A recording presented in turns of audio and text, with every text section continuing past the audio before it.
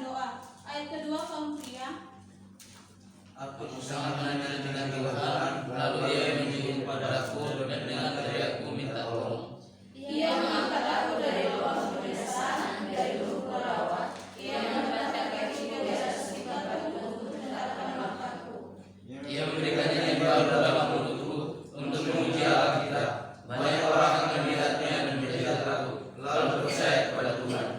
Berbahagia orang yang benar percaya kepada Tuhan, yang tidak terpaku kepada orang yang mampu, atau kepada orang yang telah menyimpang kepada kebohongan. Banyaklah yang telah Kau lakukan ya Tuhan Allahku, perbuatanmu yang ajaib dan maksudmu untuk kami. Tidak ada yang dapat disejajarkan dengan Engkau. Aku mau meletakkan dan mengatakannya, tetapi terlalu besar jumlahnya untuk diriku. Engkau tidak berkenan kepada omongan sesudahnya dan perbuatan saja, tetapi Engkau telah membuat telingaku, pemberontakan dan pemberontakan susah secara tidak tuntut. Lalu aku berkata, sungguh aku datang, dalam gulungan kitab ada tertulis tentang aku. Ayat 9 kita secara bersama-sama. Aku suka melakukan kehendakmu ya Allahku, Tauratmu ada dalam dadaku. Amin. Jadi saudara yang terkasih dalam Tuhan Yesus, yang firman Tuhan kita pada pagi hari ini mengalami pertolongan Tuhan.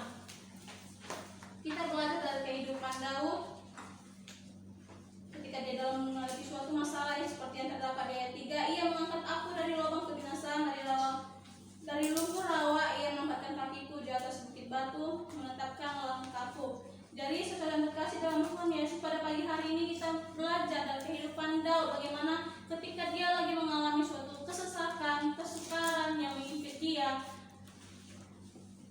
Yang dilakukan Daud yaitu bagaimana supaya dia dapat mengalami pertolongan Tuhan. Pada pagi hari ini kita belajar dari kehidupan Daud, bagaimana cara Daud dalam mengalami pertolongan Tuhan. Yang harus kita lakukan saudara yang kasih dalam Tuhan Yesus, bagaimana apa yang harus kita lakukan supaya kita dapat mengalami pertolongan dari Tuhan ketika kita dalam mengalami suatu kesesakan, kesukaran yang kita alami yang sedang mengimpit kita. Yang pertama yang harus kita lakukan, kita harus menanti-nantikan Tuhan.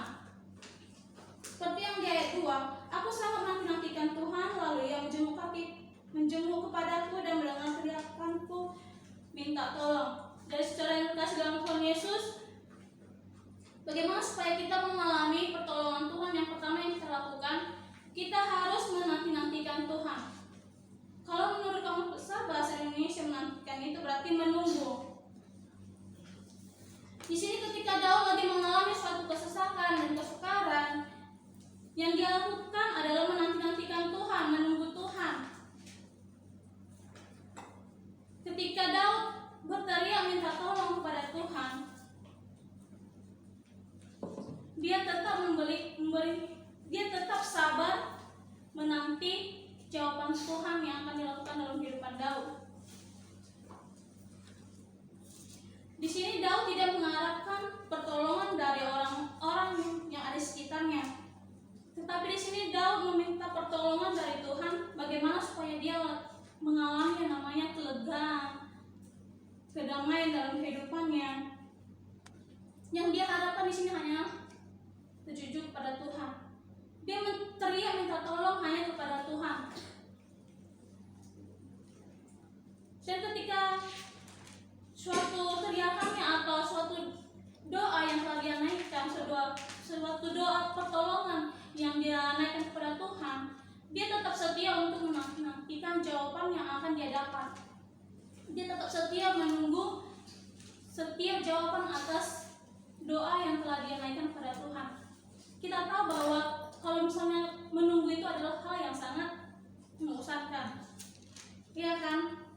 Tetapi di sini Daud tidak merasa bosan, tapi dia tetap senantiasa menantikan jawaban Tuhan, karena dia berpengharapan bahwa hanya Tuhan yang sanggup memberikan pertolongan kepada dia. Hanya Tuhan yang sanggup memberikan kelegaan atas setiap apa yang dialami, atas setiap kesesakan yang dialami Daud. Hanya Tuhan yang sanggup untuk memberikan kelegaan. Jadi, saudara yang kasih dalam Tuhan Yesus, kita belajar dari kehidupan Daud, bagaimana supaya dia mengalami pertolongan Tuhan.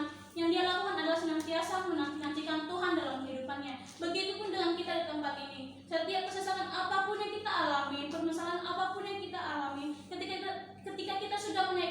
setiap doa kita kepada Tuhan dan doa-doa kita masih belum dijawab Tuhan, dan tetap senantiasa menantikan jawaban itu. Jangan pernah seperti yang dikatakan Tuhan Yesus merasa bosan menunggu setiap jawaban doa-doa kalian. Yang kita harus lakukan yaitu kita senantiasa menantikan jawaban yang akan diberikan Tuhan kepada kita. Begitu juga yang dilakukan oleh Daud. Dia tetap berharap, dia memiliki iman yang teguh kepada Tuhan. Dia tetap senantiasa menunggu jawaban itu. Begitu juga dengan kita teman-teman, kita harus memiliki iman yang teguh kepada Tuhan. Kita harus benar-benar berharap hanya Tuhan yang sanggup menolong setiap kehidupan kita. Amin. Hanya Tuhan yang sanggup memberi kelegaan kepada kita. Karena kalau misalnya kita mengandalkan kekuatan kita atau mengandalkan orang-orang yang sekitar kita, teman-teman kita hanya bisa untuk memberi semangat, motivasi, supaya kita lebih semangat lagi dalam menjalani setiap kehidupan kita. Tapi teman-teman kita tidak bisa memberi yang namanya kelegaan dalam kehidupan kita. Tetapi ketika kita benar-benar berharap kepada Tuhan, kita benar-benar memiliki iman kita kepada Tuhan, dan kita benar-benar berharap bahwa Tuhan yang sanggup untuk memberikan kelegaan kepada kita, dan kita percaya Tuhan turut bercampur tangan memberikan yang terbaik dalam kehidupan kita. Hanya Tuhan yang sanggup untuk mengangkat setiap permasalahan apapun yang kita alami.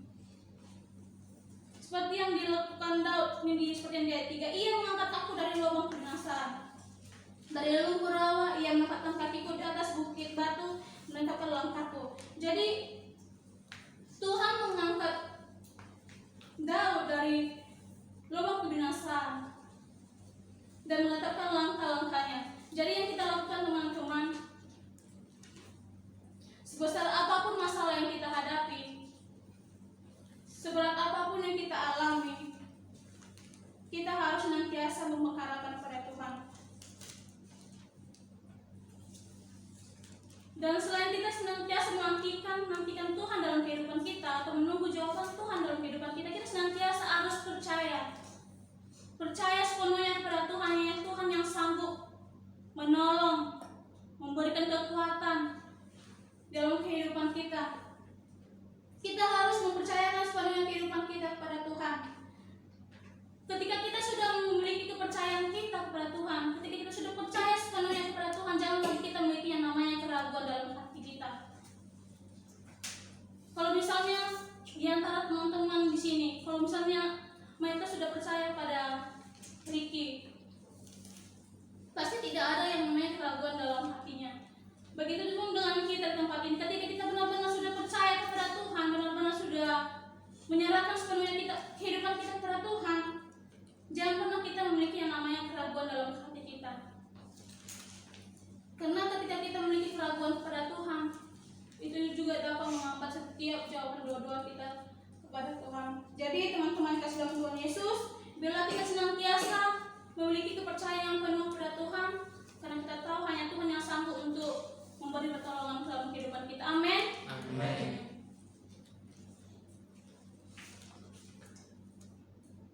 Dan apa yang harus kita lakukan ketika kita sudah mengalami pertolongan Tuhan dalam kehidupan kita? Yang pertama, kita harus melakukan kehendak Tuhan.